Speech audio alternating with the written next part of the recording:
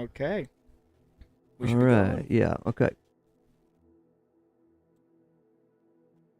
Hello. Good afternoon, everybody, and welcome back to all your favorite smells. Welcome back. I'm gonna see if we can kind of pick up where we just left off, really, for a minute, because I Um, want to finish that. that thought that we were just Yeah. having. Um. We just got to retrace our steps a little bit Yep. because we were talking about what call it. Well, we were talking about the. Yeah, it meandered to the point where we were talking about the relationship between, like, I don't know, guns and fighter jets, and like Yeah, the use of them, and how they, I don't know, there's that contradicting thought that they are neutral by themselves, hmm but in the wrong hands they can be bad, and then at the same time they are made for one thing and one thing only. yeah. And it seems like a little bit of a paradox. Well, I did want to make the connection. I did say the connection earlier of it being kind of like a samurai, at least with a gun, just because anyone can have a weapon, Yeah. right? And having a sword, like I think of that episode from Avatar when Sokka is learning from the master Mm-hmm. to become a swordsman, and the way he describes it as just an extension of your arm, like this powerful thing, but it is still a part of you and who you are. Right. And I don't know. Especially in that time frame, Yeah, in that day and age, it was a man's weapon was a part of his clothing. mm-hmm. It was part of his attire. It wasn't, and it really did have one purpose, but it was an everyday necessity. I Yeah. mean, you Well, they needed it to were survive, and they could shows of double as force. tools. Well, yeah, but they were also shows of like status. Mm-hmm. Like some families would have swords that would never see any action at all. It would just a very expensive sword made out of probably whatever their richest material was. That would be Right, hung up but you somewhere. didn't have to be a soldier for that to be your dress. Yeah, Part of your. It's like putting your wallet in your pocket. If you didn't, you know what I mean. true, and it depends Um, on what culture and like what time period you're looking at too, because there's a lot of times when the average person would not have a weapon of any kind, mm-hmm. made of any good material. Even having tools, it wasn't like just sticks at that point. At certain times, would be just a huge, plus. But it usually is like how it always is, where like it's hard I to think that move people out of like those ranges. farmers and things like that were less likely Yeah. to just carry them, but people that had to travel a lot, you know what I mean, as part of whatever they did. And I think that the archetype for that is usually the lone hmm individual, you know what I mean, Yeah. just like the gunman, like A the cowboy. cowboy in the West, where he would be traveling for work, Yeah. and most of the work was on ranches, and it was wrangling and um, herding cattle and horses across, like, you know what seemed like vast tracts of land to hmm them, and they wouldn't think of not being armed, you know what I mean. And Yeah. like a guy in New York City at that time, I feel like a lot of people, and I could be wrong about this, a lot of people still armed themselves, and just had a personal weapon, hmm you know. And going further back, like you were talking about samurai days or something like that. hmm Yeah, you're right. I mean, you had the peasants that didn't necessarily, it would probably work against them to hmm actually have something like that on them, because they're just doing their daily routine Yeah. to stay alive. But still, I still feel like it was just a part of getting dressed for a lot more people. Hmm. It just wasn't. Now it's military and um, police force only. Yeah, and I think that's why the biggest reason I make that distinction is just when we talk about a fighter jet, it is the same thing, like you're saying. It is an extension of us, just like a car or As a something country, becomes. yeah.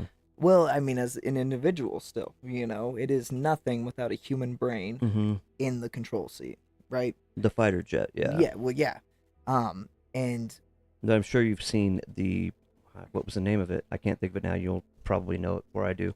mhm, The drone that they have that's an actual fighter drone, and it looks like an unmanned fighter jet.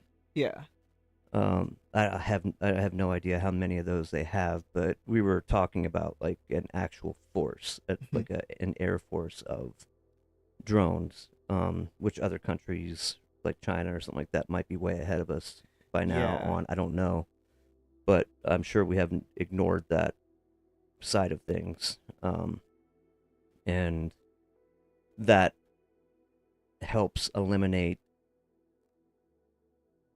manned fighter jets as being only there for, you know, destruction. Really, yeah, I mean, and then they can be there for that backup, that show of force if needed. But once again, I know this is out of context for anybody listening because what we were talking about before that was the just the certain people that we know that have been really into all things military and especially fighter jets until it was realized that it just became it wasn't realized. I guess they always realized, but it started to become something um, that they thought about more hmm, as something that is just meant to kill, um, and it kind of ruined their love of that of that technology of yeah. just like they always wanted to build it, wanted to To kind of know how they worked, yeah, how to just fly be them. actual have a career in that field, And you're right, it's and it kind of messed it up. heartbreaking to see him kind of lose that part of himself, Yeah. because that was just him on full display, and it was cool seeing just the level of like knowledge that you need to even like comprehend something like that. Like when I was his age, I would look at a plane and just like my brain would always be like, "This is too much. I don't get it. Let's go back to guns. Let's go back Yeah. to Well, that's why I was trying to rationalize like a way to see them as not just that. You know what I yeah, mean? It's hard to because I mean, yeah." historically, what have they been used for? But again, I think the samurai mentality of just like it's an honor to even get to hold one I of these things, I still to think that have. stands. I mean, Yeah, I can't for I the can't most part. eliminate my admiration of fighter pilots. I think that they Yeah, are some of the most brilliant and talented people in the world. yeah, Um, like in so many ways. I mean, they've got to be stable emotionally. They have to have a really firm control of their the fear body. instinct. They have Yep. to still have it as as an indicator. Um, but it can't rule their actions and their thoughts, their emotions, or anything like that. That kind of control of yourself, of your faculties, and everything is really rare. So I've always admired them Yeah. for that. I mean, you're like, I Just suppose that in any situation in the military, that you, on some level, you got to be like that. But I think that's the whole another level yeah. when you're up there. They're some of the best of the best, like some of the top human beings who have ever existed when it comes to physically and mentally targeting something, in a machine that is so unnatural. It is I think that's the coolest part about fighter jets in general is just we like fly so fast and can destroy things from miles away. Hmm. It is just it's alien when you think about it from like any other kind of perspective. It Yeah. is crazy. And we're like, it's all about controlling the airspace at the end of the day, you know? And that's the biggest distinction when it comes down to these things, you know, is that not anyone can just get a fighter jet, you know, or Hmm. even climb in one and like actively use it. You Yeah. know, it is Yeah, your local mind blowing. gangbanger can't be like, yo, yo, yo, check out what I just It's got. not GTA. Check out Yeah. what I just got. Shit, man. And that's one of the best parts about GTA is breaking into the military base and stealing a jet and flying it around. We're gonna rule all the corners. Yeah. Um, like shit. But what was I lost my train of thought? The because there was something I was gonna say about in response to that. There, I, well, I guess I'll just have to segue a little bit till it comes back. But That's the fair. I think that they are in the process right now of simultaneously becoming unbelievably advanced and also going the way of the dinosaur at the same exact time. Right. Kind of like tanks right now. So there won't be so many of them, but Mhm. when the ones we do have will be ridiculous. Like, you ever heard of Firefox? Like a It's an system, or is it the? old novel from the 80s. Okay. And that was made into a movie with Clint Eastwood, and it was about this experimental aircraft, this fighter jet that was controlled by thought, by the pilot, and he Okay. was connected, by whatever, Yeah. Neuralink style shit, and except for it wasn't implanted, it was just dermal. Um, what's the word for that? If it's sitting on top of your skin, but it was not Um. subdermal anyway. Yeah. Um, I'm not sure but what they that would would be. put it on the helmet. Had the Like a virtual all reality of that. headset. Yeah. Yeah, it had all that in it, and of course the movie had all of it. Like, it was like watching Tron, except for in a plane. Yeah. But what we were doing was stealing it from the Russians in that movie. Mm. It's a good. I read the book before I saw. I don't even think I saw the whole movie Mhm. because it would ruin it for me. Because the book was very advanced in the way it was all the descriptions, and when I saw a little bit of the movie, I was like, oh no, Yeah. no, because by the time I saw it, it was like late '90s, early 2000s, or something like that, and it was already really dated in the way it looked. I see. But the descriptions in the book, my brain could fill in all of the modern, you know, subtext. Um, but it was cool because the whole tension was this really elite pilot Mhm. that was selected to go and be smuggled into Russia as just a civilian, get there like a normal guy, and then as soon as he was able, he broke off and like started,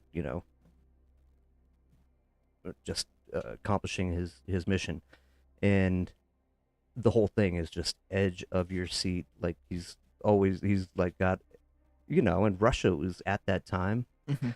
the surveillance was, it probably felt, it seemed to us like they had a supernatural ability to surveil people, and it was all with people, all with like the old style, like old like cameras and stuff, but Mhm. not in the same way that we have now. Yeah. They weren't able to be as ubiquitous with them. Um, so they just used people. They just had spooks everywhere. Like, it felt like half the population, you know, could like follow you at any moment, and anyway, Yeah. that that right there is something that would still be really advanced Yeah. in this time. And I mean, we're only going closer and closer to it. You know, I'm really scared when they start putting AIs completely into jets. Into And the when, drones, or well, yeah, when if jets, drones, kind of anything that had, like, imagine if they put an AI into a gun, you know, that only shoots when it thinks the yeah, that target would be a should be shot at. that would be a drone, and I feel like they can't be that far off. Yeah, no. I mean, it's got to be the goal, right? To have your number one fighting force, which is people, right? Especially now more than ever with phones and everything like that.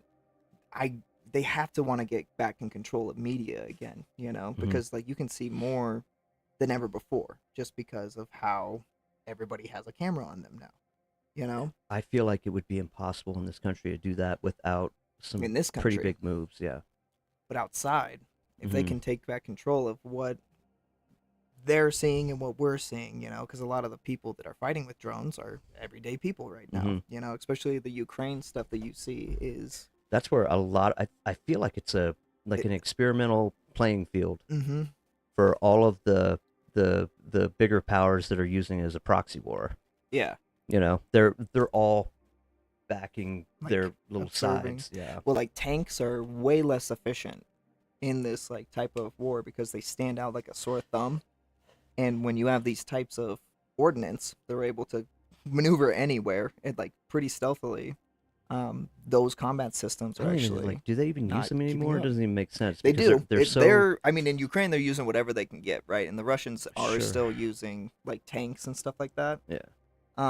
And tanks are still very scary, like things. Yeah. It's not like they're not effective still. It's just they're getting affected by the drones in a way that nobody ever saw. They're having to completely camouflage tanks and like netting and all these things just to get them to like maybe not get seen. And then as soon as you shoot in a tank, you have rung the dinner bell. Hmm. You have just marked your position as like, okay, there's a thing here.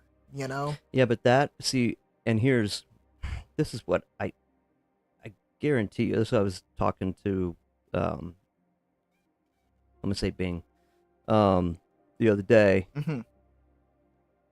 yesterday, about places like Lockheed Martin and Yeah. Lockheed Martin Skunk Works.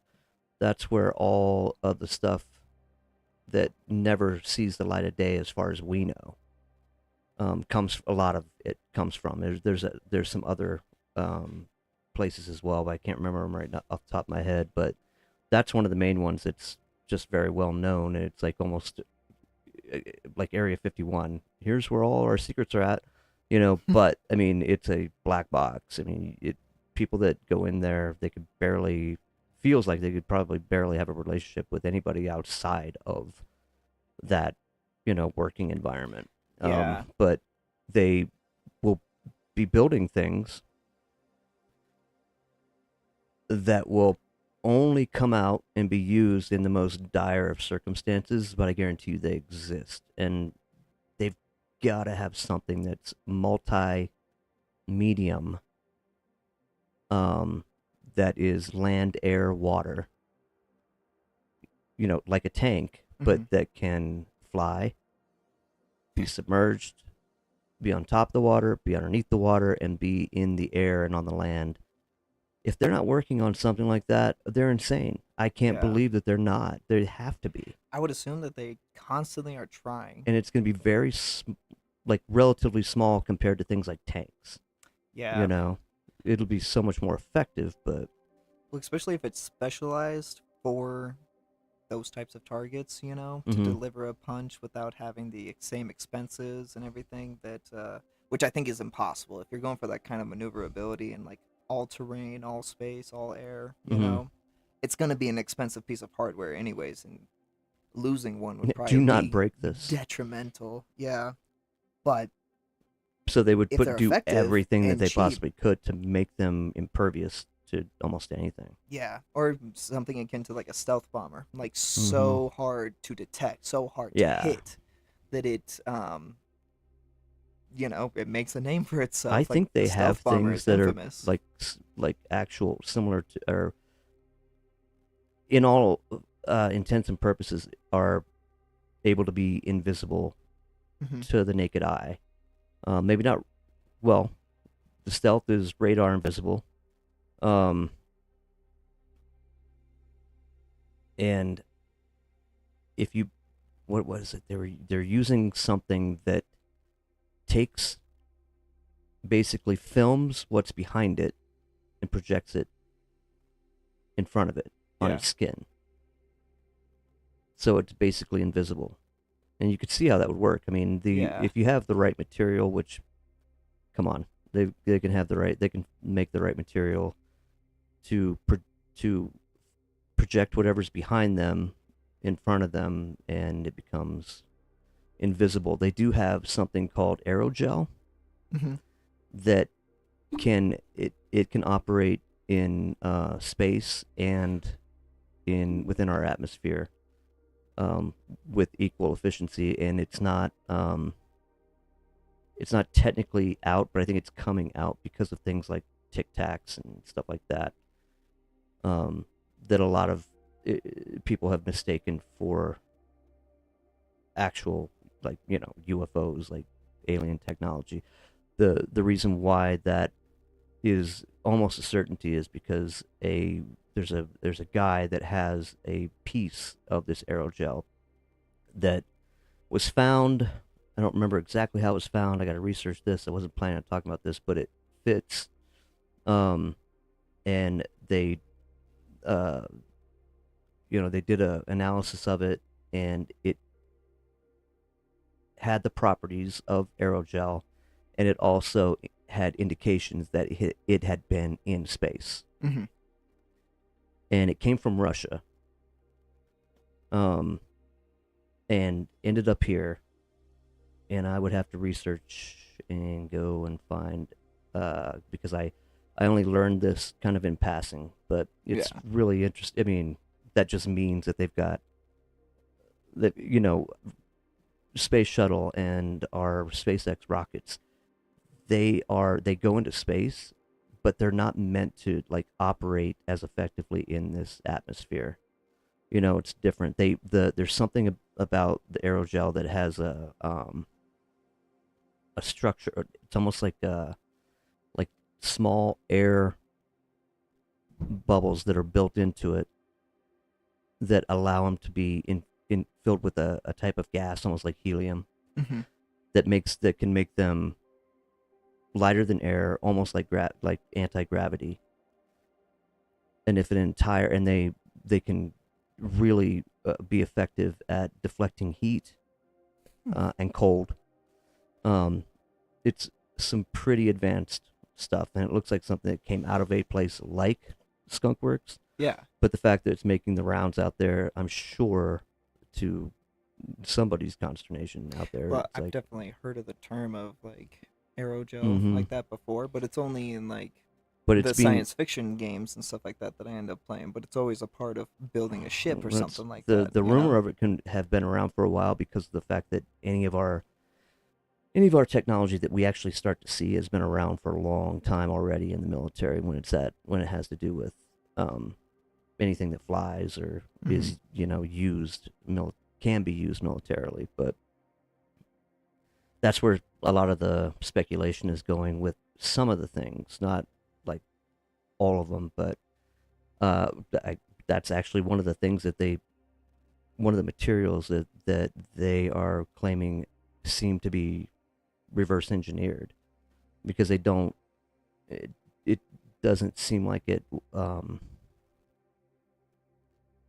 it has a lot of properties that don't seem possible to make here. Yeah, You know what I mean? So I don't know. I'm gonna have to look deeper into it, but that's it's a fair. fascinating subject. Yeah, no, it would be cool to touch back up on that later on. You had something specific that you were. Well, yeah, I just saw some stuff about early human beings that I thought was pretty interesting to just talk about and like the perspective of like animals again, you know? Yeah. Specifically, I heard of like an eagle that was gargantuan, right? Um, like some of the biggest vultures that we have nowadays, like Hmm. the condor and stuff like that. Um, Even bigger than that. And they were like eagles. But these things existed like up to the 1400s. Yeah. So when we had knights walking around, apparently there were Where'd you get this info? ginormous from Instagram. But Hey. yeah.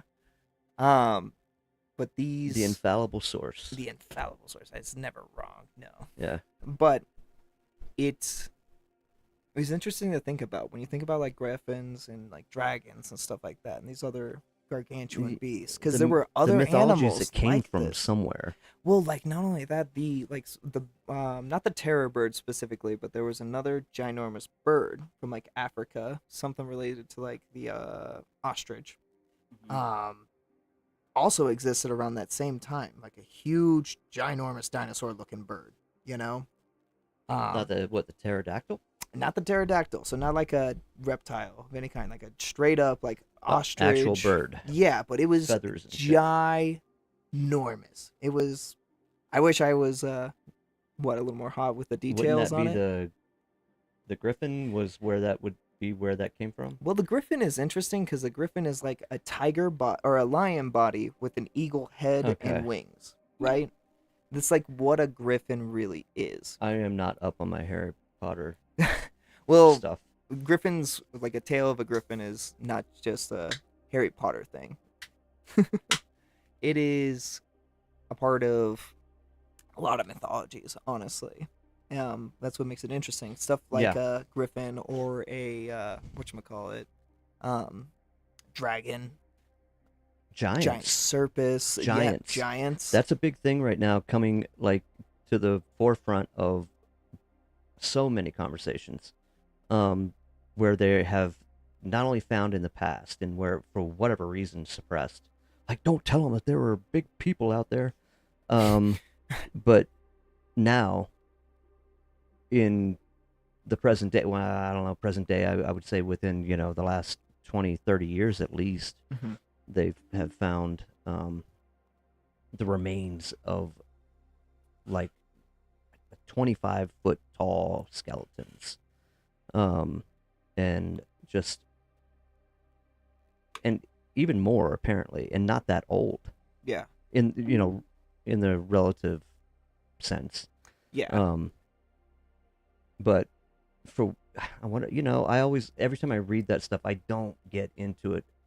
It's interesting, and I'm starting to get a little more interested in it because of some of the other details that are coming out about it and how it relates to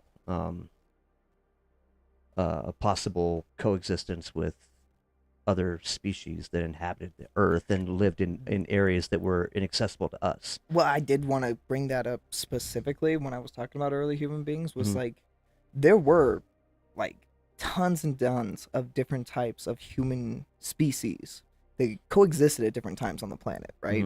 Hmm. There was like a good portion of time, something between like 10,000 to 100,000 years, where there was like only a thousand, like 10,000 human beings on the planet at a given time. Hmm. Um, which was like almost an extinction level from us because there was evidence that there was tons of people before that time. Like there was another So civilization, yeah, before that. something wiped us Yeah, out, and maybe not yeah. even a civilization, but like Graham tons of Hancock talks about different. this a lot. Yeah, well, like, and I think it's more like because in that time it would be way more primitive ape-like human beings, way like no clothing, I probably think they still were have fur, but they're bipedal. the one thing I do think about that is like this period that we focused on as our genesis, Hmm. the Cro-Magnon man and blah blah, what's the other one? Uh, I just I know this um, name. uh, I'm drawing a blank. It's right there. But anyway, um,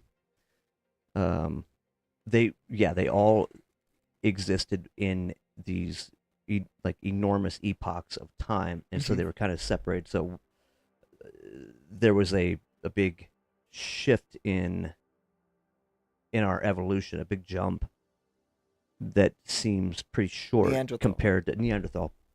That seemed really short compared to the other time frames that we're talking about. Yeah, but But the that whole period of us being mhm, um, super primitive, hunter gatherer type beings seems to be separate from actual more modern type humans that existed once upon a time on this planet in a advanced civilization maybe not advanced in the way that we understand it, because we redevelop and we do it in a different trajectory. We start to think differently and discover things in a different way. For all we know, they could have been way more advanced. That's why we have things like the pyramids and stuff Mhm. like that. But that period in between, where there were these ape-like uh, hominids, Mhm. feels like it wasn't like a clean evolution from us, from them to us Yeah, necessarily. and that is we're just talking about the missing link at this point, Hmm. but it's the idea of the missing link in But my mind also that the has fact that what changed you so just much. said, that there Yeah. was before that possibly somebody Hmm. here on this planet that occupied it and maybe coexisted, maybe some of them relegated themselves to a safer part of the planet or something Yeah. like that, and then developed differently than us, um, evolved differently than us over thousands and thousands of years. That could explain an entire species that we that coexist with now. Yeah. That are able to like keep themselves separate. Well, there were tons of like relatives to us that weren't 100% human, like they were hominids and they existed in a lot of overlapping times. Like straight up think of like Lord of the Rings. Like you could straight up go to an island and run into 3 foot tall like pygmy people Mm-hmm. that like they're bipedal, like ape like creatures, and their Mm-hmm. brains literally would are like the size of like your hand. Our Right. hands like Yeah. balled up. So I would imagine they wouldn't be the most advanced type, but they like existed. They were like tiny little, Mm-hmm. people, and it wasn't like dwarfism or anything like that. Like proportions were, you know, No, but it something that it we would was call dwarfs today, and could. or hobbits. That's how they refer to them. Is literally because they like are the size of children at their max growth. You know, Right.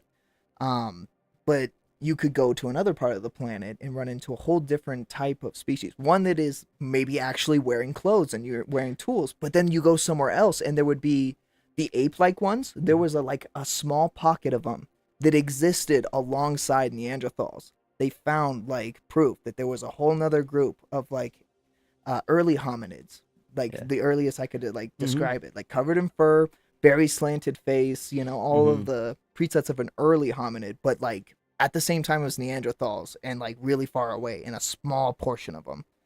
So And it's there's a lot of evidence that Neanderthals would hunt and eat those other ones yeah. because they were massive. They were strong. I mean, they they're starting to realize they're smarter. They Hmm. were smarter than previously thought, but they were just beasts. I mean, Hmm. they could a, they probably outweighed a typical heavy human being, Yeah. by at least 100 pounds. They were just big and they were Dense. dense. They just Their bone structure was thicker. It was different than what we have nowadays. yeah. And all of this is still a lot of speculation, but all Hmm. the other stuff surrounding that, because I mean, when we're talking billions of years, I mean, these are huge time frames. Yeah. So much can exist in that time and die out and exist again and die out. Hmm. And little remnants of super advanced,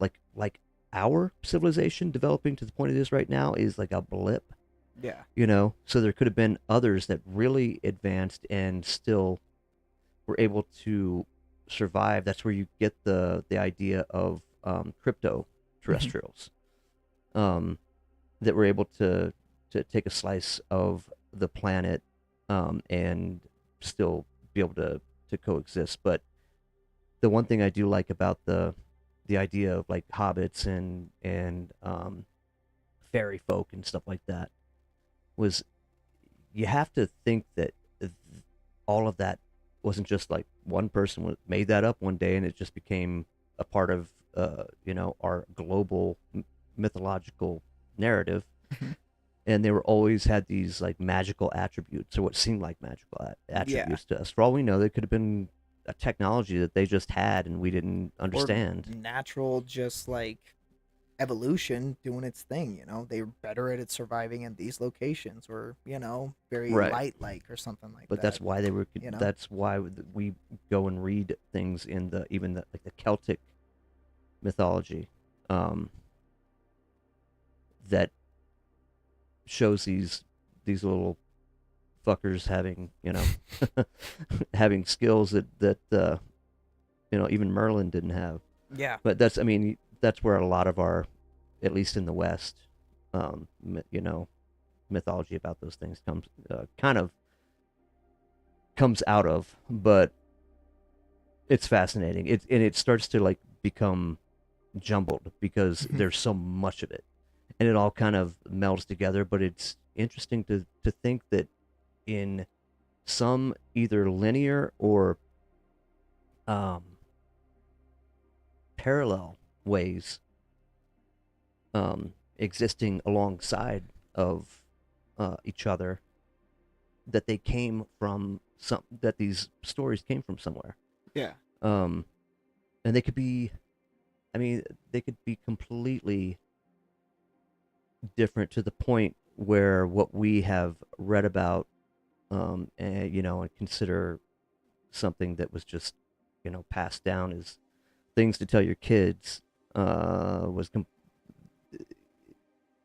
there's aspects about it that where if we saw it today in real life right in front of us, we'd be like, oh yeah, I mean, that's crazy, that's interesting, Hmm. but I can see that it's real. I mean, it's crazy they have that ability. You know what I mean? I don't Yeah. know if that makes sense. Like Well, it once you makes got me. over a little bit of the shock. Well, think about giraffes.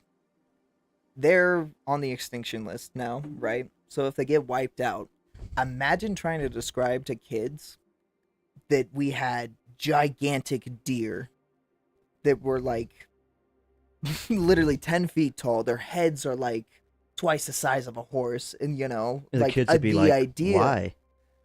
And we'd be Why? like, "Stop asking me that." But Or like an octopus. an octopus, Like if like we hadn't been raised with them and the knowledge of them, and all of a sudden we saw one out of nowhere, it would be the we craziest would be thing. like, "What the fuck is that?" Yeah. Look at what it does. It's like getting out of the water, slithering across, and it just went through that keyhole. What the fuck? How I've never seen anything like that before. Right. Yeah. Yeah. So So it is just interesting to think about because the idea of we just take these things for granted, and it's the I guess circling back to the giant eagle I was talking about earlier, but like imagine you are like in your village or something like that. You're somewhere just doing your thing, and a ginormous bird like swoops down and just takes the dude next to you and like flies away, you know? And you have to like kind of rationalize that.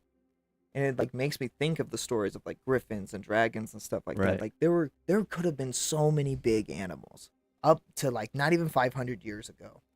And we just got so good at conquering and taking and just wiping things out. There's proof that cavemen fucking hunted whales, Really. that they were successful. Like it's not like every group was as successful as each other, but there is like a lot of evidence pointing to early cavemen people being very good at killing things much larger than them in any environment. Do you know what fascinates me is it in that vein? There are almost like petrified remain. Like they're not remains. They're actually like mountains, like small mountains that have the shape of what look like humanoid appendages and everything. Like it Hmm. died and kind of rotted, but then became petrified. But we're talking like like giants, like bigger than the Goliath or something like that. Yeah. But there is the legends of these massive giants that were almost too big to see. You know what I mean? They lived in Mm. a different kind of the way ants don't see us. Yeah. You know what I mean? That is fascinating. That is really cool. Living alongside some entity Hmm. that every now and then, we interferes with us, and we assume it's just like something that has to do with the elements or something like that, but Just a it's force actually of nature. a giant entity that that is living its life Yeah. and living around us, and then when we get in the way, it just kind of crushes us. It There we reminds me go. of the world serpent more than anything. Just this ginormous animal that Yeah. just What is that? Tell me. oh, like the it's a Nordic like creature. Um, so I guess like in how do I describe this? It is a giant snake that is holding the world together or something like that. That or it like starts to eat itself or Oh, something. you're talking about the Ouroboros? I don't think it's Ouroboros. Its name is That's a like a symbol Jormungandr, I now think. that in Like a snake eating itself and snake eating itself is a symbol. It could have like come, originated in something like or from something like that, but yeah. Well, it eating is its a own tail. sign of like the end of the world, I believe. I honestly am not brushed up with my Nordic culture so much anymore, I never have looked up but exactly um what culture in on the planet that the Ouroboros came from because it is so it's in the occult, just all over the place mhm. as a symbol. Um, and I, I'm going to speak out of school if I say anything further. I love the symbolism of it. Yeah. I used it in like some lyrics as a just to describe something else. But I haven't checked into where it originated from or what maybe I have at some point what its actual. We should look it up. Okay. Let's do it because I need to. I can remember looking this up at one point. I remember. Also, Blazing Beast went ahead and left a comment that said he found the name of the creature that I was talking about, the giant bird. It's called an Nice. Achiostruthio, a giant prehistoric Eurasian ostrich that stood up to 11.5 feet tall. And apparently there's another one called the Lithornithids. I can't see from here. Lithornithids. Yeah. But that's the name of the creature I was trying to say earlier. 11 feet tall. 11.5 feet tall. Yeah, so like double the size of an ostrich. Holy shit. Yeah. Yeah, but I wonder what it was. I wonder if we get like an artist Rendition. representation of I that. could definitely just search it up real quick. Because Because they now I'm have. just picturing like this massive ostrich. It's got to Yeah. look different. It But definitely it was looks a in the little family. different. Yeah, it was But it could related. fly. No, it was a giant flightless bird. See, now we're looking for a bird that can fly, like the griffin. Yeah. It literally was just an ostrich, like a ginormous ostrich. I mean, I still would go the other direction if I came across it. I don't know. That's a lot of good meat, and it doesn't look too predatory. I could see why early man wiped them out, and that is why they don't exist anymore. Is we hunted them to extinction, just like the dodo. We do love poultry. Yes, bigger the bird, better the eats. Can you imagine that, like roast chicken? I mean, it would look like an enormous Yeah, roast chicken. it would look I like don't. a fantasy. But look at its legs. Mhm. Look at the structure of what would I don't know if that'd be the knee joint. Yeah, the backwards knee, the Yeah. inverted, very dinosaur-like feet. So you Which think that's you? I don't apparently know. I mean, I they don't know if that's where the mythology a of an griffin. actual like eagle type. Let me try to find the eagle one because that one is scary. I need to take a second. Okay, quick bathroom break, ladies and gentlemen.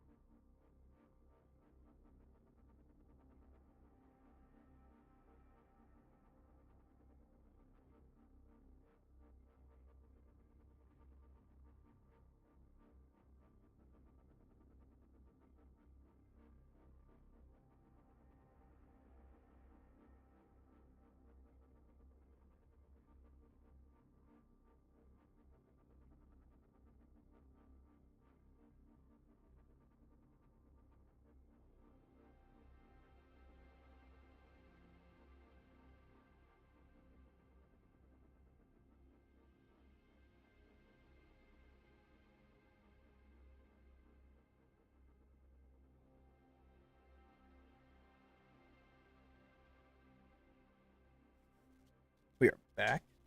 And this is the eagle that I was thinking of. And this thing specifically went out due to human beings. That's what the AI says, anyways. Really? But this is the information that I had seen. What was the time frame? 1400 to 1450 CE. Hmm. And it was hunted to extinction by human beings. But How big? I I wish I had that screen over here. right.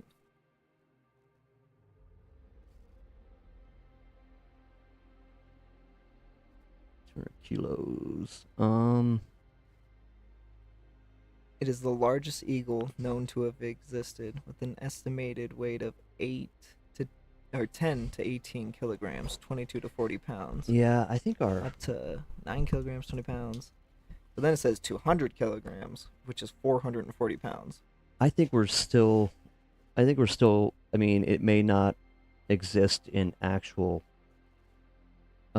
record, like prehistorically, is something that's known.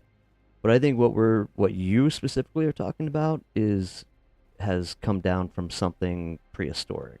Yeah, most likely. Yeah. But Unless it's cool. just been They inflated were- over time, that's possible. yeah, it looks like the information I got was definitely exaggerated. But it is cool that these giant things did exist up to a certain point when people were walking around, like the closest to modern man that we have, up And to I think- 500 years ago. I think that's what the fascinating part is, because like the time frames that we're talking about, the epochs that we're referring to right now are way before any recorded history. They're prehistoric. They're in a time frame that is only talked about in myth and legend. But I think it's a Yeah. real thing. But not necessarily in the way that we describe it now. You know what I'm saying? Yeah, I Like- get what you're saying. Like everything is passed down in a way that starts to become inflated, and our imagination just runs away with it, Mhm. which is fine. But one thing that it starts to happen now is, as we become better at digging into our own past as a species. Yeah. I guess what is so cool about it is that we're starting to discover it's not so far outside the realm of possibility that that some of these things can still have remnants passed down that might exist. Like right now, Yeah. we're like some of our conversations have gone all the way into the idea of an ancient like AI, right? Mhm. And the fascinating part about that is, if there was something that had the ability to create multiple levels of reality, right? That Yeah. maybe somehow bled into each other, and we receive some of that information every now and then. I know this is where it kind of gets out there, but this is the fun stuff to me, Yeah. because everything's on the table. Yeah. It doesn't lock it out. I mean, I as much as I love basic, science, people, there's some people out there that shut everything down, Mhm. because it doesn't fit into a certain framework. And I get that's where they're comfortable, but I like the idea of being open to these things existing, because there are so many things that are showing themselves to be possible now, Yeah. and there's no box to put them in. And when physicists and scientists that are not open to thinking outside of those boxes, they don't have any place to put them. They kind of just shut it down without without any real way to back up their reason for shutting it down. Yeah, and I can understand it's hard to move outside of that framework once you've had it set up, you know? Because once something is theoretical, it's still based on those rules, right? So I think it's fun to stipulate and think past those rules, like you're saying, and like what if it really could be bigger than what we even know, that like the ground rules that we have been set with, right? Science would have gone nowhere without the what ifs. Mm-hmm. It would not have advanced to the point that it's at right now. Sorry, I told you to turn that up. I had no. It just seemed like it went down to the point where we couldn't hear it at all. I But just that's didn't fine. want to drown out What we were talking about, us, yeah, because it floats a lot. yeah, it's weird. It's just like starting to build Yeah, to a crescendo, and I'm like, hey, like we're you making a guys, huge point. like, Science it's gonna get is climactic here in a science. second. Science, man. Um, But I don't know. Stuff like ghosts is always fun to look at, especially different videos online. You know, it's one of the fun side effects of having cameras everywhere. It's just sometimes you see stuff that you're like, I don't know how you would fake this. I don't know. Like, none of this video makes sense, you know? And those are some of the most fun videos to sit there and stew with, because as you try to, like, make sense of it, how somebody could fake it, you know? But when there's proof, there's proof. yeah, unfortunately, every one that I personally have seen, I'm just like, that was completely set up, you know. I'm on board, you Yeah. know, with Ghost. I'm just as far as like the videos out there, especially with AI now, Mm-hmm. that's made it even worse. Oh, back in Um, the day in 2019, back in the 2020. day, in I know, 2019, but it's 2020. true now. But we would, before AI was a thing, we would watch these ghost videos. And sometimes we were always looking for the ones that were just like, you know, you would shoot up from your seat and just be like, did you fucking see I've that? had some. And they would like show you, like, this is my home security system. Like, I did not edit this. This is from the app on my phone. What is that? You know? And those are the moments when you're just sitting there, like, the most, like, that's fun. You There's know, been it a feels like you couple, read a yeah, book that as I've a kid seen. again, where you like learned about a goblin or something like that for the first time. Where you're like, is that out there? Is that Right. real? You know? And I don't know, because otherwise it's easy for me to sit there and be like, ghosts aren't real. I've never been affected by one and like all these things, and I know I have like my own ghost stories from when I was a kid. Yeah. You know, but it's still easy for me because I don't see it, I don't feel it. You know, all these things to be like, yeah, it's not real. So I love finding those videos that make me completely question that. Here's the thing is there are so many testimonials. I think that's where we keep falling back. That's what we keep falling back to. Yeah. Is that even though it's really hard to nail down some nice tangible evidence for things like that, Mhm. um, th- th- those type of things are built to avoid our type of detection. Mhm. You know what I mean? Everything that we have that we know about to detect those things that would satisfy a nuts and bolts scientist, we just don't have it. We don't have something that not really, not yet. I mean, ghost hunters have some things, but they're still very suspect in their accuracy and stuff like that. What we do have, we just have the human being, the human consciousness, which is the biggest black box ever. Mhm. And that's what keeps throwing things at us. That's what keeps throwing abilities to detect things, and not just here and there, but by the billions and Mhm. over centuries passed down and in modern times. And that is probably the biggest indicator that there is something to a lot of these stories. You're always going to have people that are going to make shit up, but I mean, Mhm. because of the fact that so many experiences have been just corroborated by, not necessarily corroborated in a way like, yeah, I was there too, but um, almost identical things happening to other Mhm. people in disparate parts of the world. And this happens over and over and over again. just by the millions, and so that counts for something. And I think that's why we're kind of reaching a kind of climax in um our civilization right now, where I think there probably will be some type of sea change Hmm. in our understanding of our own reality. Um, I'm trying to think of another time that's happened. I mean, one similar change that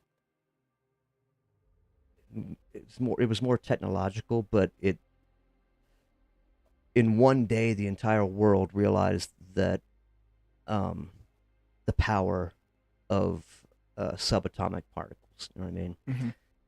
In one day, and that it was being worked on for a while by a few people, but when it happened, it was so awesome that the whole world was just like in awe, silent over the atomic bomb, Yeah. and the power of that. And another sea change, really, I think, and that one kind of filtered down. I think um, more gradually. Like if it happened today, it wouldn't be as gradual because of the speed of information. But when microbiology was discovered, it was understood not overnight, Hmm. but when you look back on it historically, it kind of seems overnight because the next thing you know, they're not dying from minor cuts and injuries and stuff like that because of infection. Yeah. Nobody knew how to stop this from happening. They were just like, "Oh my god, the dude stepped on a nail. He's fucked. He's done Just let for. him be. Don't touch Make him. him comfortable. You'll get sick too. It's fine. Make him comfortable." And that thing's swelling like crazy. But now we understand that there's just microbes that were infecting it, and we understand how to disinfect. And it was a fairly simple solution once we understood that. And it And was a hard concept to sell. The dude who was like, "Hey, I think there might be a mm-hmm, small layer of invisible things around us all the time that makes us sicker." yeah, And he was like, everyone was like, "Fucking witch? That's a witch." women constantly died in childbirth because doctors and midwives would not.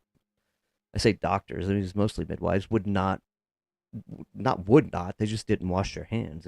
Like Yeah. they had no frame of reference for that. They're like, let's get this baby, and Yeah. hopefully mom lives, you know. Um, Bleak. yeah, but I mean, it was such a normal part of life, Hmm. and you just accepted it, and then all of a sudden, in the grand scheme, all of a sudden, you realize that none of that's necessary. We start taking measures to clean things, clean instruments, clean hands, clean wounds, and next thing you know, people just don't have to die as readily. Yeah. And it was always a miracle when these soldiers would come back from fighting and they would been stabbed a million times, and it was probably because they drank a lot of mead, or who I knows, mean, poured it on who knows. a They lot. used fire. They used Yeah, fire to like close their wound, cauterizations and stuff. and they didn't realize they were killing. They were stopping more than the bleeding. Yeah, and it wasn't always successful Right? cauterizations, No. right? It was just like, hey, this seems to do better most of the time, so we will Yep. shove a torch up that stump and call her a day. Mm-hmm. Um, but it is really interesting to think about those ideas.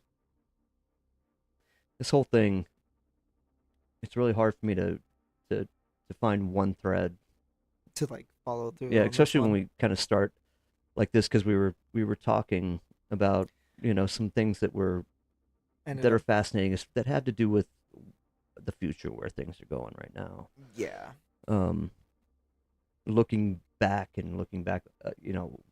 just kind of observing how things have gone, um, and watching the shift in the speed of that change is probably one of the more fascinating parts of it. Yeah. The fact that even as I don't know, like the '80s is not that long ago, but when things were being developed back then, I think it would take, I don't know, 10 years for us to really see much differences as civilians. And now we're seeing things yearly. And so anything the military is coming up with and letting out right now, I think we have to assume they've had it for quite some time.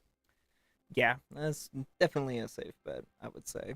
I mean, we were talking about just the overwhelming force that is America, and about that other YouTuber who all of his content is just about, Yeah.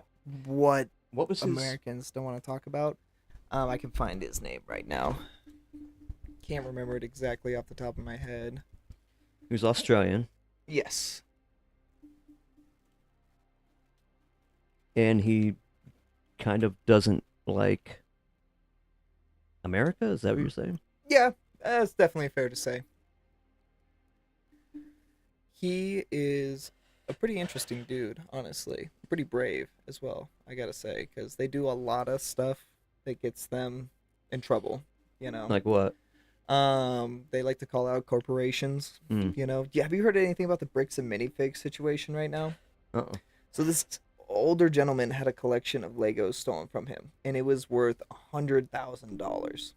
And Holy shit.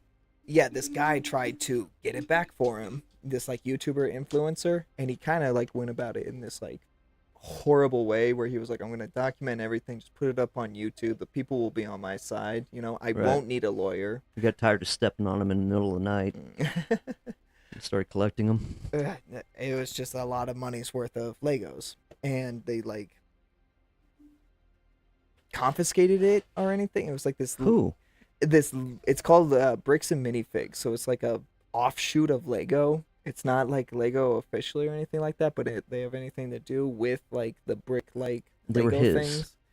The old man, it was like an old man collector. Like the old style small Legos, Yeah, not the just big chunky ones, but yeah, the no, just Legos. He had a Lego collection, and it was like $100,000 worth of like different sets, so things that he had built and probably had like sitting around his house, or even just sets maybe he didn't open, and he just collected the boxes and that's kept what, them like yeah, that. makes them worth that much. Yeah.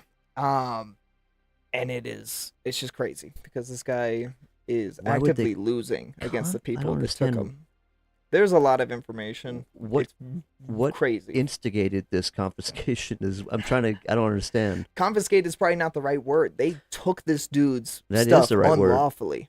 That's right. That's the right word, but I don't understand like where what made them one think they had the right to, and two want to do it to begin with. That's kind of what he is trying to get to, and they keep doing things like, well, he is threatening our business. He's calling in bomb threats, and then the other part of it is the dude who owns bricks and minifigs and is like getting questioned by this kid that's like, why did you do this? Why did you take this stuff from this guy? Are you going to give them back? Because otherwise, we're going to press charges for these Legos so that you give them back. And this guy is the one who has put out this information. Yes. Hmm. And the owner of the bricks and minifigs company is a Mormon and is a part of the Mormon church with the police force in that town. And they are like actively working to find evidence against the other dude and like making up stuff, The saying other there dude. are What do you mean? the guy that's Oh, pressing okay. for The guy that had the Legos, or the guy. guy that? Oh, It's the a guy dude that. helping the guy that had the like. It was an old man who Hmm. could not like defend himself. Is from what I heard, he was in a compromised position where he could not like keep his Legos safe, and somebody took him, and apparently it was this guy. Like, dude, there are vans in your yard, and they're taking out all your all Pretty your much, Legos. from what I have seen, they literally just rolled up and like took the stuff, and so this dude is trying to help this older gentleman, this YouTuber. I like Well, I don't mean, even want to it's say not like he's he. hiding in Mexico right now because his The like YouTuber. yeah, because he is like legitimately afraid of going to jail. It's not like you get some type of certificate of ownership when you buy Legos, and it doesn't make sense why they would want them back anyway. Why Well, it they just doesn't want to resell them. They just want to. It's kind of like like PlayStation right now. you're not allowed to own that many Legos, sir. I don't know. I think it's just greedy. People are trying. So PlayStation right now just announced that they are not going to be selling physical copies of games anymore, which is insane. They're trying to get rid of all physical media so that you cannot own a game anymore. You have to buy a license that they can revoke at any time. And that in and of itself isn't even that bad, in my opinion. Steam has been doing this. They've been ahead of that curve for like 20 years. That's how they operate. But the difference is when you own something on Steam or you own something on Xbox, you do own those things. And PlayStation is setting in more and more things to take your stuff away. They just took 500 movies off of their like Sure, I service. mean, that's digital. I want to know how these guys were able to like go to his house and take all of his Legos. That I couldn't tell you. I mean, They did somehow. I need to like dig in. It's definitely worth looking I want to into. look There's that a up ton of information. because they can't just walk in like some kind of weird Men in They Black might have. They might and have start carrying out did boxes of some Legos. sort of scam where they were like, "Well, we're here to help take care of you, sir," type of thing. I don't know for sure. I've heard so many bits and pieces being like that they stole these Legos from this like older gentleman, and I have no idea what the older gentleman looks like, what his name is, or anything like that. Can you hold the fort, look that story up so we can kind Yeah, of dig a little deeper into it? yeah.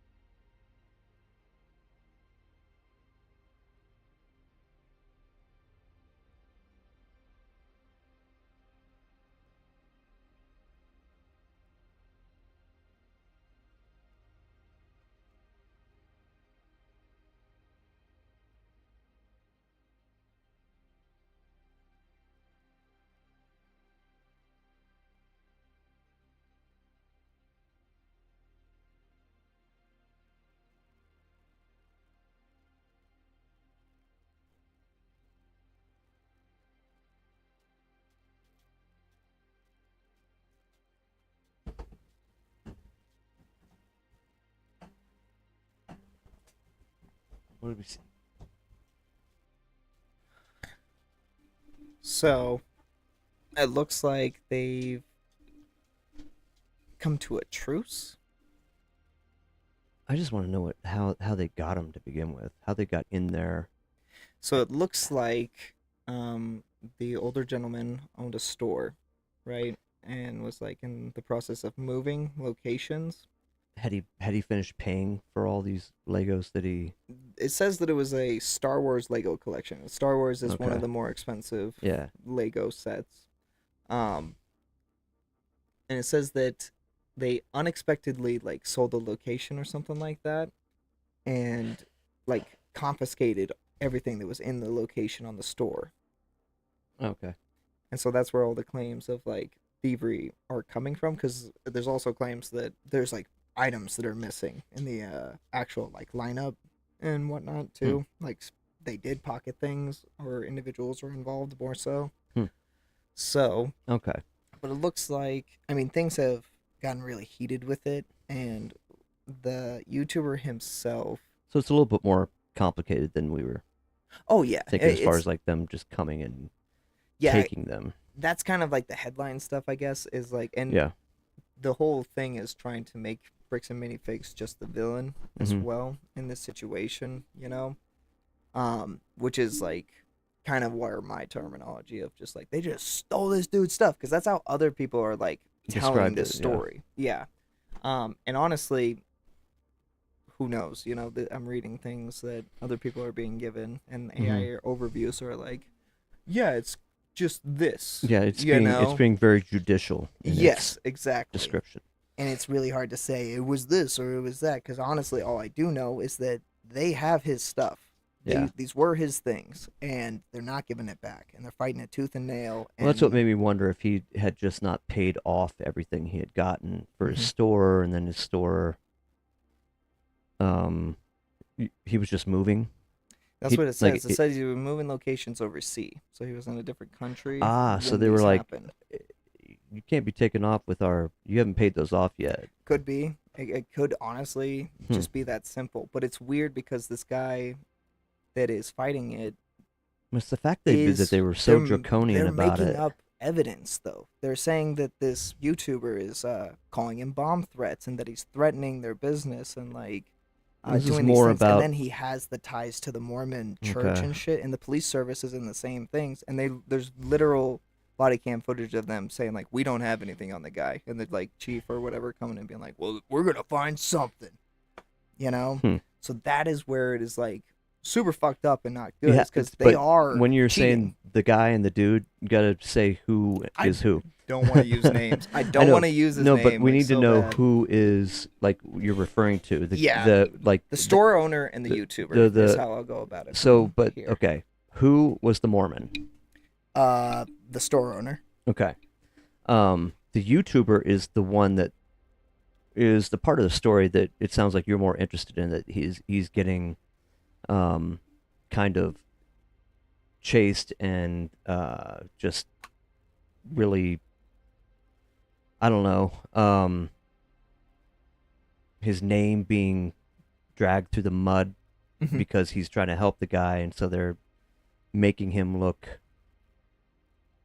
like he's doing nefarious things, or They definitely are trying to play the judicial system to their, to their what's the right word? In their what? and why is the YouTuber wanting to die on this hill? Well, I will say YouTubers are pretty fucking stubborn nowadays. I'm just wondering what skin he has in the entire game. Well, he gets press from this whole thing. I mean, that goes without saying, and so I was wondering if it was more than that, because that's superficial. He claims to just being, I just want to help this guy out, but I just kind of take it with a grain of salt. He has been filming and like just putting everything out there, kind of like, no, I've seen these kinds of stories before of YouTubers doing this thing, these really young dudes that think that like if they just always have proof, they don't need things like lawyers or like to really be as careful as they really should be, and what pits they're legally digging themselves into. Well, I mean, they can get themselves in a lot of trouble just through libel cases. Yeah. By saying the wrong thing and slandering somebody's name, especially if it's a corporation that has some pull. He might be unknowingly, really, like you said, digging himself into a very deep hole, doing something that might have been originally to get some clicks and press and stuff like that, and then he just decided that this was his cross to bear, and it became way. And I'm definitely speaking out of school because I'm just trying to describe it from how I'm seeing it. Yeah. On from this uneducated vantage point, but ultimately the guy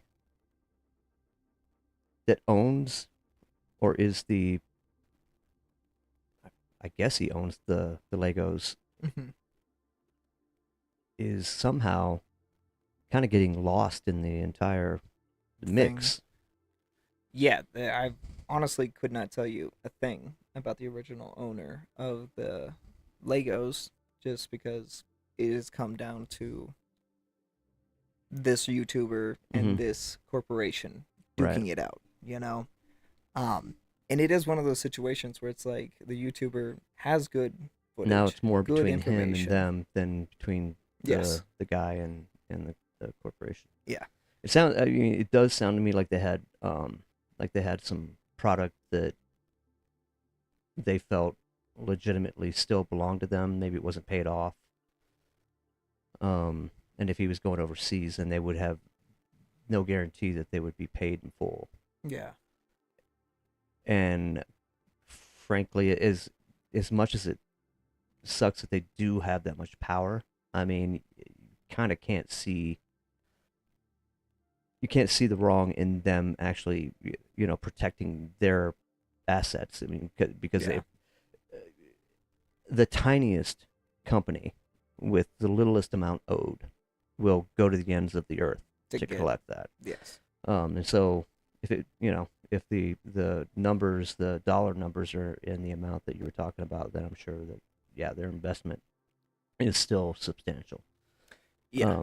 Which makes sense. And this guy is using it as a means to gain some notoriety, and then now sounds like he's got people on his side, and I don't know how many people the corporation has on their side, but yeah, when you brought it up, the original thought behind it was, I'm About looking at that you, Australian dude that I was talking about right? earlier. Yeah, Yeah. I guess I was finding his name and I brought up whatchamacallit. as a little His side. where is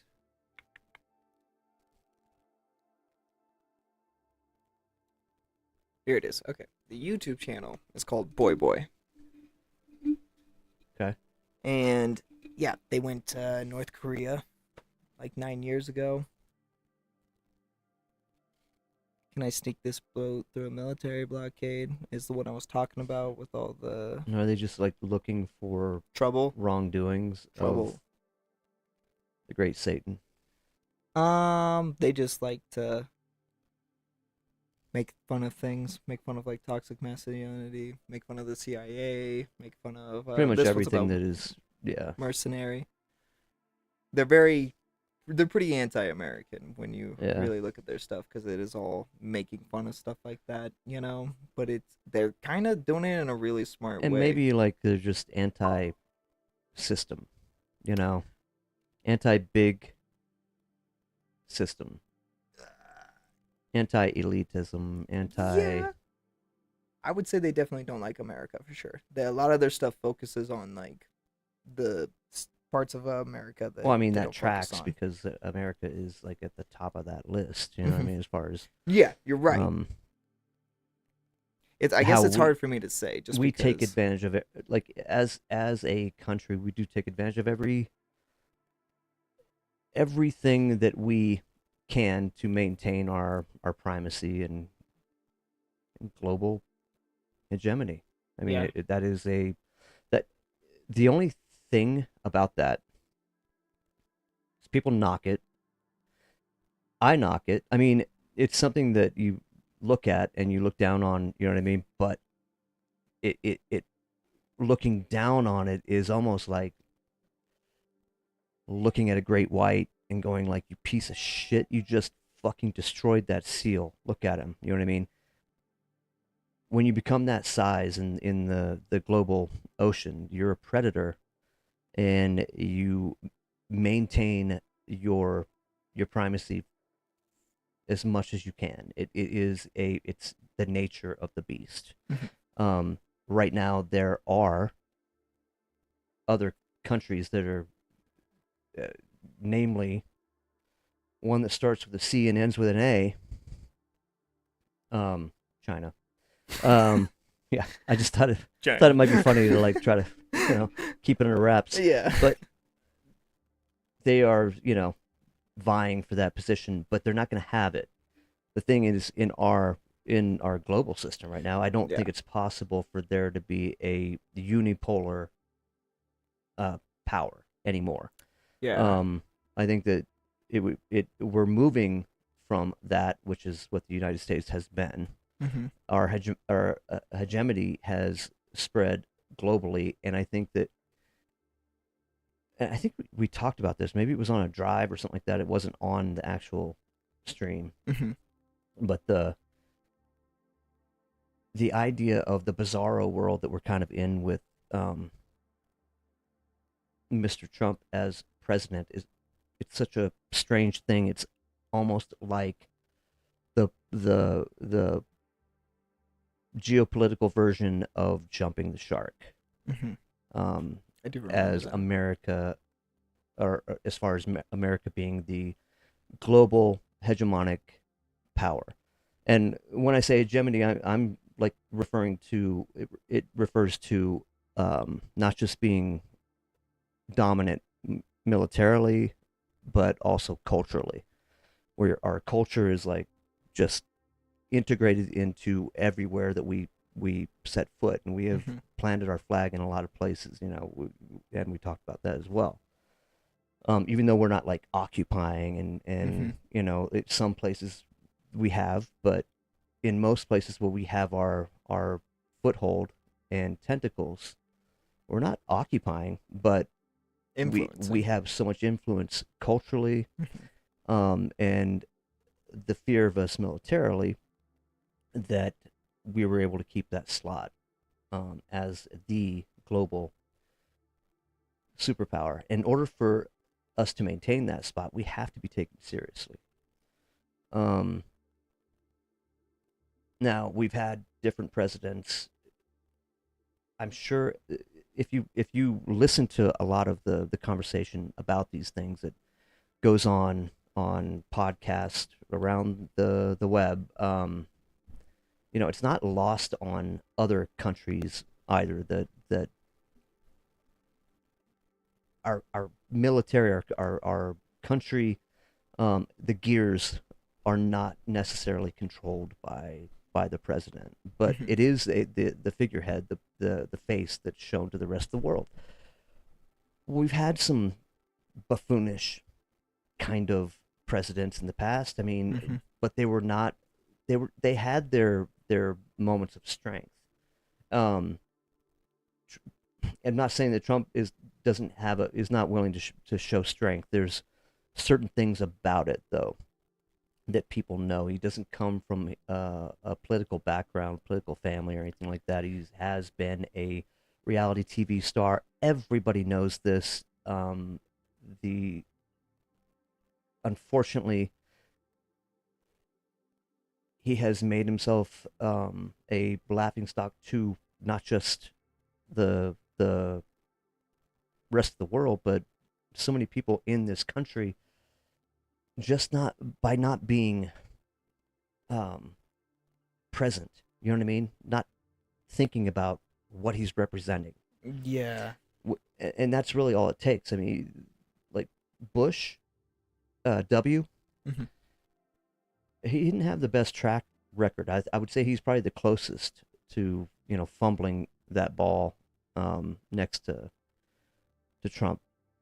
Trump, the only difference is there is an element in this country that just look up to him like, fuck yeah, he'll do anything, he'll say anything, he doesn't give a fuck. And that is an element in the country that does not represent the best values that this country was supposed to hold, even though we've held the one leadership position in the world that people look at and either judge harshly, like we're dictators of the globe, or Hmm. as saviors when we come in and help people that are literally being just shuffled off every day by petty dictators around the Hmm. world. So, I mean, all of that is up for debate. My only point is that I do think that it is a, a sign of the end of us just being the one Hmm. major power. I think it'll be shared, if not already. Yeah. Um, if you're going to have a president, he needs to be presidential. Period. At least feel like he's not just being greedy. cavalier about everything. He's just so self-serving. When we talk about like Bush and Clinton and Trump, they all just have such a self-serving Well, vibe to W. them, Bush, you he know? he tried to seem that way. Yeah. He just didn't have the he just didn't have a lot of the smoothness that a lot of our presidents have had. That He was ability to compartmentalize and he was the cowboy in the White House, you know, you know? but you could definitely tell that he was trying to do that and that he understood the importance of it. He just wasn't very good at it. It wasn't a natural politician, I don't believe, Yeah. even though he was born into that role. Mhm. Um, uh, Trump has the feel of a mobster that somehow got in the White House, Yeah. and he's not. You know what I'm saying? Like, but there is a, when he talks, sometimes he's like so cavalier about the way he references things, Mhm. and the people that cheer that seem to be people that live that way, and it doesn't lend itself to a global diplomat. Mhm. The approach has to be different. It has to be different. And a lot of people are realizing that now, even on his side of the fence. Yeah. You know, I hear so many people that are like, if you talk to the guy in person, he seems like somebody who that's funny and you'd love like hanging out with, Yeah. you know. But when you get up behind that podium, you can't talk like you're sitting in a booth at McDonald's. You know what I'm saying? Yeah, with the homies. So that change is happening right now, and that's there's so what's disconcerting about the world right now, in my opinion, isn't so much Trump. Yeah. I Trump is the devil we know. Do you know what I'm saying? Yeah. And that you can keep within your sights. Yeah.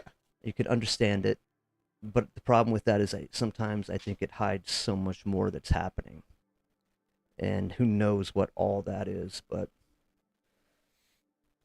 what do you think? I don't know. It is.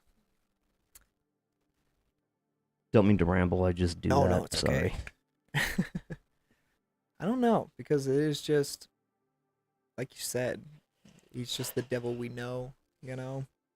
So trying to think too deeply on it is always it just feels rough, you know. Right. Because like, what can I really do in this situation other Right. than my vote? You know what I decide to do with my vote, and even then, it feels like that doesn't really matter that much anymore. You know.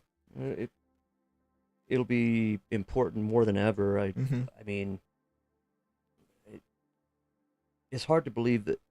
I don't even know if it's a real thing. I think I just heard it through some grapevine. I don't even know if it's a real grapevine that he might go for a third term. Which is Um, crazy. That I mean, we had one president that did that, and it was right after the end of World War II, and everybody was super patriotic, and they loved how he handled the end of the war. yeah. It was close to the end anyway. Um, and it never happened again, and it's not supposed to happen. That they're supposed to. There's a lot of different viewpoints about that scenario. They think that if we found a really good one, that that one should be allowed to stay for much longer than 8 years, right? But that's against the nature But of exactly how it was set up in the first place. that Was that that destroys our entire approach to our country philosophically. It just and they does. want to get rid of the Constitution. They really do. They always are trying to fucking rewrite it, get rid of it outright. You know, Yeah. just piece by piece. You know. So Yep. I don't know. Trump feels more like an overlord more than ever, you know, and not like him himself as an overlord, but just feels so much like He feels I more don't. like an archetype to me. He feels Yeah, representational.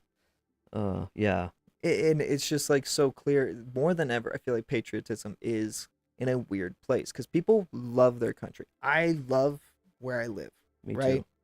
I couldn't imagine being anywhere else, but it sucks just being ashamed of being an American right now too, and being like, well, we're clearly I mean, not running. I would not want to be the president.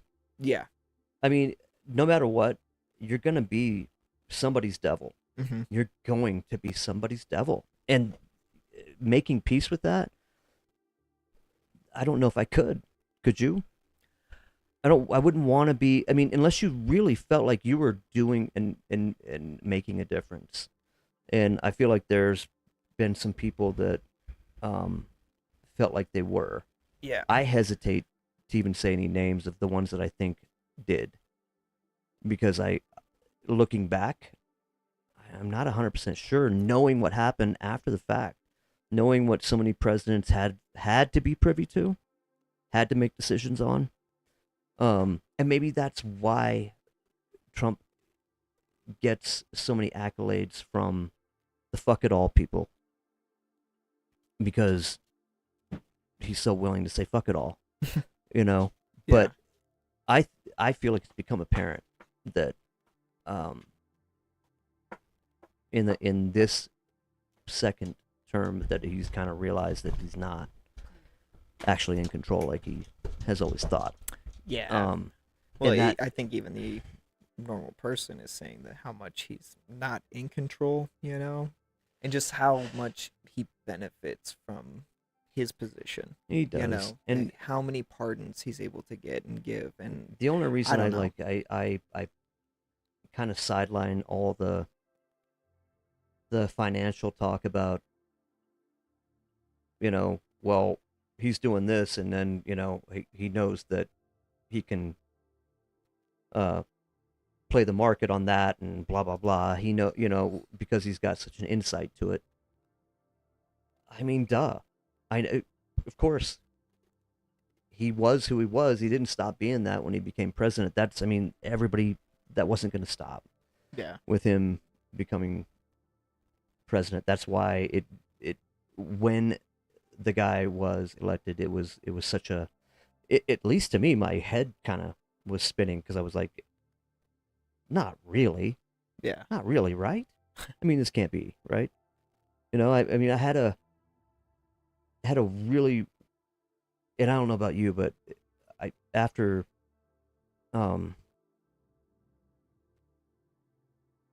we talk a little bit more about this, it might be time to wrap her up. wrap it up. But Mhm. This one thing that happened to me was, well, it stuck with me. Okay. In a way that not many things have. And I was standing in line at Dave and Buster's to go to see a movie. Probably have told you about this. At Dave and Buster's? They show movies? Sorry, I Yeah, didn't realize they show movies at Dave and the Buster's. one, there was well, not Dave and Buster's, but it is like there's a whole pavilion there. Okay. On, yeah. Sidetrack, yeah. Anyway, I was with the band. We were in line. It was one of the few times when I lived at Tennyson. Yeah. One of the few times that we had been able to get together and go see something, and it was 2016.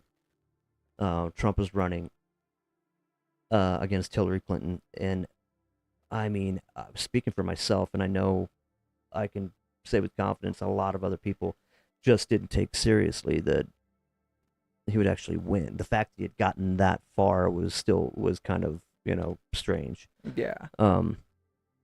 There was a guy walking up and down the line.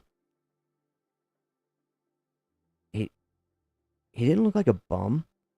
He was a young guy. He had long hair, a beard, like not super long, just scruffy kind of, Yeah. but young, and not dirty. He wasn't like he wasn't off the street, but he definitely looked lost, you know what I mean? Yeah. Or under the influence of something, and he was just talking to the line of people. And if you caught his eye, he would direct his attention to you. So everybody was trying to like look away. Yeah. And he caught my eye and looked at me. He walked up to me. He was like, "This man cannot." He had like tears. Yeah.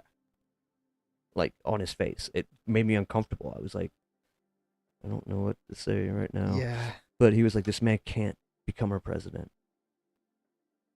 And he just was looking down at his feet and looking around. And he would look at me, and I was like, yeah, I don't, I don't think it'll be a problem, buddy.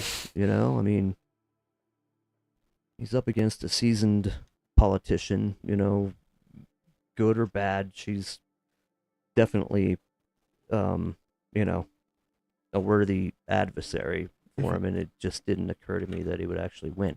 I kind of thought Hillary was going to be the next president. But the fact that this one guy was doing that and was so broken up about it Mm-hmm. just really stuck. That he was that worried. Like he Yeah. was, on an. Like he knew something others didn't at Yeah, that like he time. just got off a plane from, South America with some ayahuasca in his blood still, and Saw the future. and was like on that. I don't know, but Yeah. it was very weird, and it was one of those things that imprinted itself on my memory. And when Trump became president, that immediately came to mind. Yeah. So, Real quick, to loop back to the bricks and minifigs thing, it looks like I got a comment saying that they said that they would put it on consignment, I think, okay, his Legos, and give him a cut, and then they said they didn't have it. they didn't have. They said they didn't have the consignment or like his cut for it. So that's why he's saying they stole those from me because it was a Ah, part of a deal, is what it sounds like. but did they And then actually come in and try to repossess their they did take Legos? it. So I think he did have a location that they had moved in and just took everything out of the store. So it went through when people would come and pay for it. It would immediately the amount as a whole would immediately go to them, and he was supposed to get A cut. his percentage. Mhm. I gotcha. All Yeah. right. Well, that helps, and Yeah. put some light on the situation because I was like, I don't understand this weird Lego repossession thing. Yeah. And that would be one of our Thanks for that. 6 views that we had on this one Nice. intermittently. Hell yeah. So thanks for stopping in today, guys. Hopefully it was as thought provoking for us as it was for you. And yeah. I Is there know anything it you was wanna say? thought provoking for me. Yeah. But yeah. Thanks a lot, guys. Hopefully we'll see you next week. I'm planning on it. We'll see you guys next time. Oh, outro. Peace.